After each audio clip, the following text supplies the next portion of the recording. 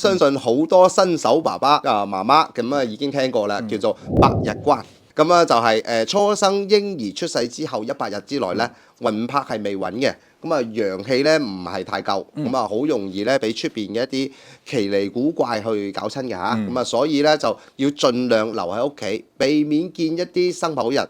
啊唔好去一啲偏僻嘅地方咁樣嘅。係咁，如果咧我就係家長真係有事咧，要帶個 BB 仔出街，咁點算好咧？嗱，傳統做法咧係可能會喺 BB 心口咧放一啲細嘅日曆啦，又或者用鑊底嗰啲灰啊點點嘅額頭嚇，咁啊意頭咧就係辟邪，亦有啲會去認下契爺啊、契媽啊，借人哋嘅福氣嚟保護呢個咁嘅 BB 仔嘅。其實啊，百日關咧可以話係最科學嘅一個道理嘅關煞嚟嘅。咁啊，你要諗一下嗱，100日嘅 BB 仔嚇，免疫系統都未生得埋嘅，抵抗力好弱。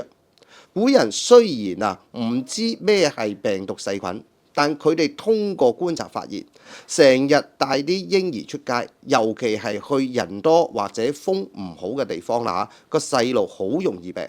所以用關煞呢個咁嘅講法嚟強制要求父母做好隔離同埋保護嘅。